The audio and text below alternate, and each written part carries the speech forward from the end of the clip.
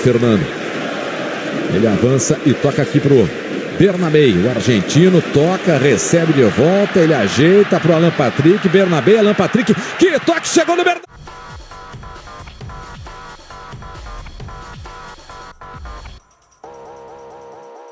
Tudo bem, gente? Vamos trocar uma ideia então, afinal, né? Grande vitória do Internacional aqui no estádio Beira-Rio. Colorado goleou o Cuiabá por 3-0. E hoje é daquelas típicas atuações que a gente não tem uma vírgula para colocar no que o Inter fez aqui no Beira-Rio. Quero projetar com vocês, né, como ficou a tabela do Campeonato Brasileiro e, claro, né, o que virá pela frente. 2 jogos em São Paulo, né? O Inter tirando mais um jogo atrasado do caminho, mas com otimismo em alta para que a gente possa disputar a próxima Copa Libertadores da América, tá bom? Este vídeo com o apoio da Mais Ágil, que antecipa o saldo do FGTS em menos de 24 horas. Dinheiro na conta, de forma rápida, segura e livre de burocracia. E lembrando que todo mundo que antecipar o FGTS com a Mais Ágil neste mês de setembro estará concorrendo a uma camiseta oficial do seu clube do coração. Como a gente fala majoritariamente para colorados aqui, há uma camiseta do Inter com a Mais Ágil, tá certo? Então chama eles, o link tá na descrição do vídeo e o WhatsApp tá entrando aqui na tela também. Turma, tô aqui no estádio Beira-Rio ainda, onde o Colorado, né, venceu a equipe do Cuiabá por 3-0. E aquela coisa, né, não é um placar ao acaso, né? O Inter, pela primeira vez em 2024, no Campeonato Brasileiro, consegue uma vitória por mais de 2 gols de diferença. E foi pouco, poderia ter sido mais, né? O Inter construiu para golear o Cuiabá aqui, e essa para mim é a grande notícia, né? Eu tô tratando esse jogo contra o Cuiabá como um jogo da maturidade do Inter. Afinal, o Inter consegue vitórias importantes contra o Juventude, contra a equipe do Cruzeiro, ganhou do Fortaleza. Foram jogos, né, mais sofridos, até pela qualidade, né, maior desses times do que o Cuiabá, que neste momento integra a zona do rebaixamento. Mas quantas vezes a gente já viu o Internacional se embananar justamente nesse tipo de jogo? Então o Inter maduro, né, o Inter que foi diferente do que a gente viu até aqui na temporada de 2024. E isso tem nome e sobrenome: Roger Machado. Ele está tornando possível um sonho de disputar a próxima Copa Libertadores da América em 2025. Por mais que o Inter ainda não possa cravar, né, qual é o seu campeonato, tem 2 jogos atrasados contra o Bragantino, que é sempre difícil jogar lá em Bragança Paulista, o Flamengo em casa, Flamengo, né, que tá disputando várias competições, daqui a pouco vai deixar de lado um pouco o Campeonato Brasileiro, mas esse jogo nem data marcada tem. Mas o fato é, a gente consegue enxergar um otimismo para o Internacional.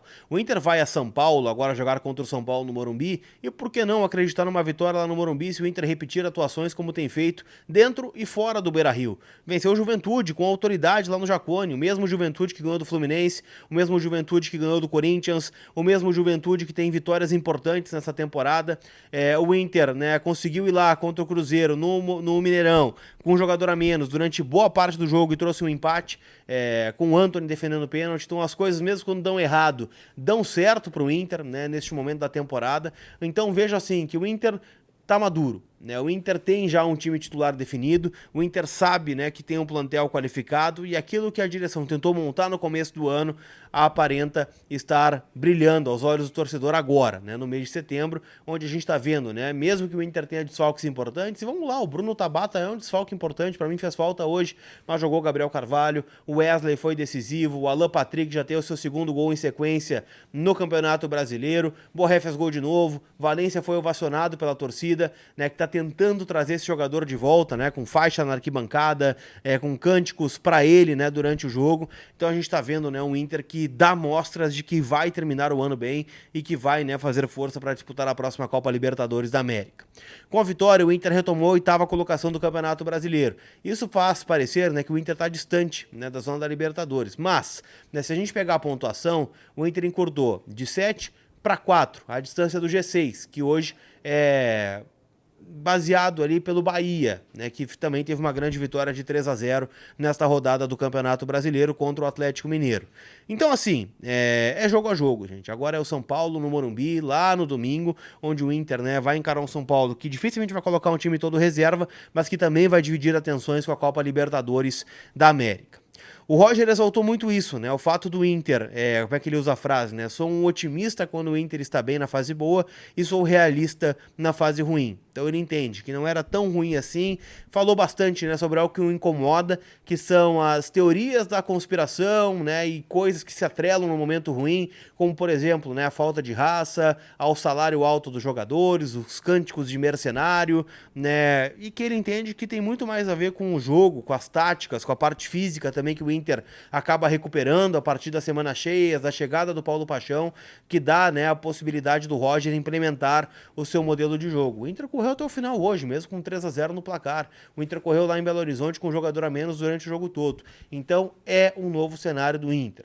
O Roger também destacou que agora é o momento dos pés no chão, de que não é o momento, né, de salto alto, de achar que já ganhou alguma coisa, até para que possa se manter esse ambiente muito positivo entre time e torcida, essa sintonia que está acontecendo aqui no Beira-Rio. A gente viu os torcedores ficando até depois do jogo, fazendo festa com os jogadores, e há muito tempo isso não acontecia aqui no Beira-Rio, num jogo normal, né, num jogo de campeonato brasileiro.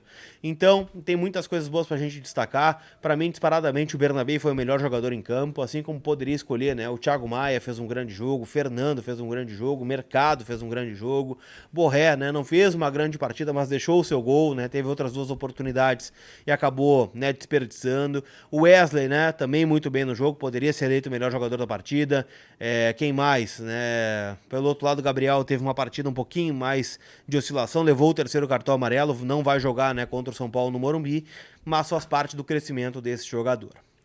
Pra gente fechar, quero falar de uma frase específica do Roger sobre Gabriel Mercado. Afinal, né, fez o gol hoje, um golaço, né, de perna direita na entrada da área. Roger até brincou, né, que teve que olhar pro banco e perguntar quem é que tinha feito o gol que ele não identificou na hora.